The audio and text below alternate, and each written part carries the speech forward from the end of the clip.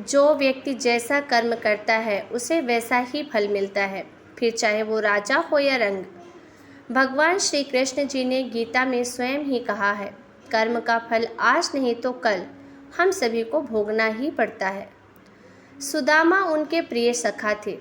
बचपन में उन्होंने गुरु माँ द्वारा दिए गए चने को अकेले खाने का पाप किया था। भगवान से छिपा करके वो चने खाए थे और इस कर्म का फल उन्हें अत्यंत गरीबी के रूप में भोगना पड़ा। उनके परम मित्र होने के बाद भी समय से पहले भगवान सुदामा की दयनीय दशा को दूर नहीं कर पाए थे, जबकि वो स्वयं ही उनकी हालत पर दुखी थे।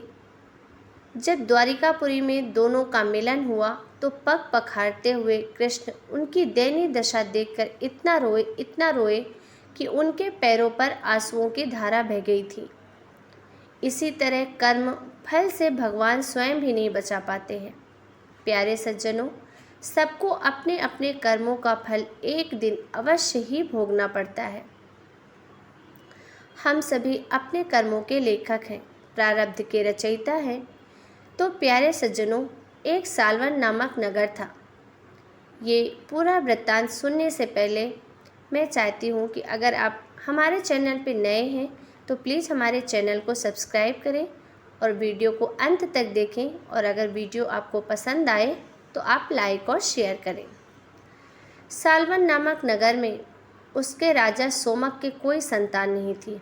वो राजा संतान प्राप्ति के लिए बहुत ही आतुर रहते थे। जिसे किसी लौकिक पदार्थ की अत्यंत तृष्णा होती है, उसे पाने के लिए वह अपने विवेक को भी छोड़ देता है। उस मनुष्य को या तो वह वस्तु प्राप्ति नहीं होती या प्राप्त होती है तो बड़े ही बुरे और विकृत प्रकार की, क्योंकि तृष्णा और अविवेक की आसुरी छाया पड़ने के कारण उसमें से तामसी तत्व मिल जाते हैं। इसके बाद उस वस्तु की आकृति बड़ी ही कुरूप हो जाती है। आखिरकार सोमक को एक पुत्र प्राप्त हुआ, पर अब अत्यंत ही लालसा और तृष्णा के कारण एक जंतु की तरह ही था। उसके सारे अंग बड़े ही मेल थे। कोई अंग किसी व जंतु से मिलता था तो कोई दूसरे जंतु से। स्त्री के पेट से पैदा हुआ यह पशु रूप बालक एक विचित्र आकृति का था। उसे देखने के लिए लोग दूर दूर से आते थे, और ऐसे पुत्र को पाकर के राजा को संतोष तो हुआ नहीं, फिर भी आखिर अपना ही पुत्र था तो जज करके उसका लालन पालन होने लग गया। बालक बढ़ने लगा और कौतूहल बस रानियां उसे खेल खिलाती और उसके भोलेपन पर मुग्ध हो जाती। कुछ ही दिन में यही बालक सारे रवास का प्रिय पात्र बन गया। राजा भी उसे स्नेह करने लगते हैं। कहते हैं कि तृष्णा सब मुख वाली होती है। एक मुख को तृप्त कर दिया जाए तो अन्य मुख से भूख सताती है। इन सबको एक साथ तृप्त कर देना बड़ा ही कठिन है। सोम को बहुत से पुत्रों की लालसा थी। वो इस एक जंतु से संतोष नहीं कर सके। उपायों को ढूंढ ढूंढ करते रहे। अंत में उन्हें एक तांत्रिक से भेंट हो गई, और वह तांत्रिक वाम मार्ग की अघोर साधना किया करता था, और वो अनेक अनुष्ठानों की मर्म उपासना में पारंगत हो चुका था। फिर क्या था, राजा ने उसे प्रसन्न करके इस बात के लिए राजी कर लिया था कि इस अनुष्ठान के द्वारा उसे सब पुत्रों को प्राप्त करवा देगा। उस अनुष्ठान में वर्तमान पुत्र को बलिदान देने की शर्त थी, और राजा भी खुशी खुशी इसके लिए तैयार हो गया। अनुष्ठान हुआ। अंत में उस निरपराध जंतु को बलि देने के लिए उपस्थित किया गया। रानियों ने उसे इतना स्नेह और प्यार से पाला था, लेकिन इस प्रकार से अपने ज्येष्ठ पुत्र की हत्या होते देखकर वो सभी रोने लगी। सगी माता तो बेहोश होकर गिरकर धरती पर गिर गई, और राजा को बहुत मना किया, लेकिन फिर भी राजा का कार्य न रुका, क्योंकि मुझे और पुत्र और बहुत पुत्र चाहिए। और इसी पागलपन में ही राजा ने उस बालक का गला रेत डाला और अपना अनुष्ठान पूरा किया। प्यारे सज्जनों, राजा की सभी रानियां थीं, सभी गर्भवती हो गई। 1 वर्ष के अंदर सभी ने पुत्रों को जन्म दिया। सोना निवास फिर से हरा भरा दिखने लगा। बालक किलकारियां मारते हुए खेलने लगे। राजा की तृष्णा के चलते सब पर संतोष की कुछ बूंदें दिखाई पड़ने लगी। नगर के धर्मात्मा पुरुष इस घटना से चिंतित होने लगे। प्रश्न और संदेहों के तूफान उनके मन में उठने लगे।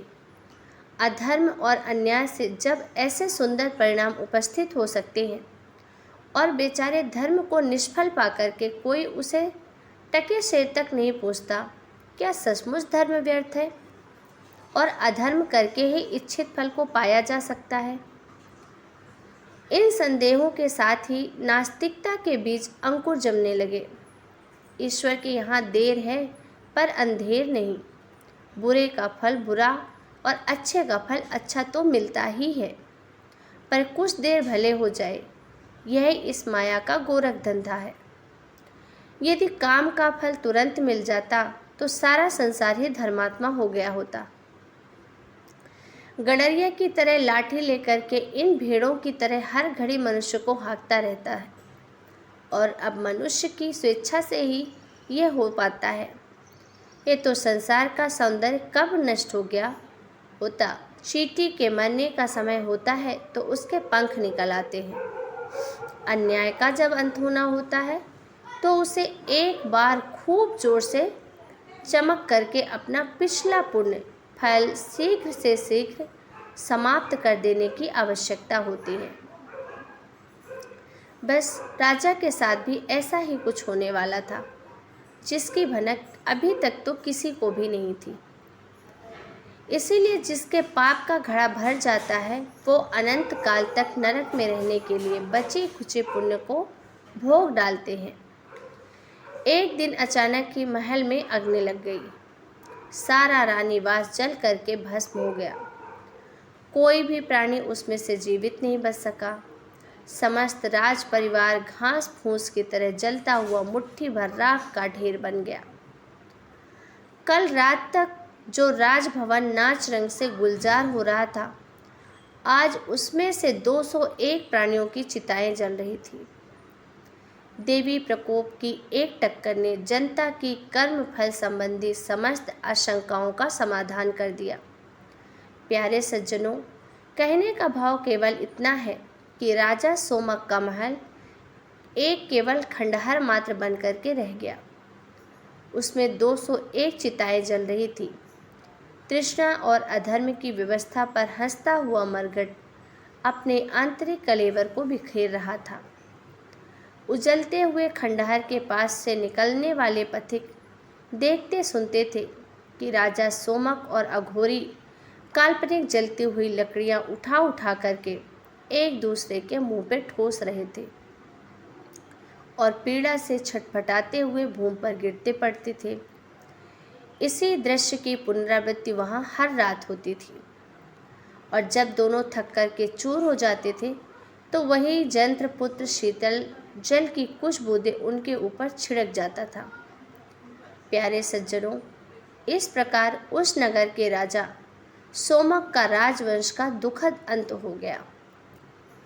युग बीत गए, घटना पुरानी भी हो गई, लेकिन कर्म फल की सच्चाई आज भी स्थिर शिला की भांति ही वहाँ पर देखी जा सकती है। तो दोस्तों, आज का हमारा वीडियो आपको कैसा लगा और इससे आपको क्या सीखने को मिला, हमें आपके कमेंट का इंतज़ार रहेगा। अगर आपने अभी तक हमारे चैनल को सब्सक्राइब नहीं किया है तो प्लीज़ सब्सक्राइब करें, वीडियो को लाइक करें, शेयर करें और अपना सपोर्ट हमें ऐसे ही देते रहें। मिलते हैं फिर एक नए वीडियो में नई जानकारी के साथ। तब तक के लिए आप सभी को राम राम।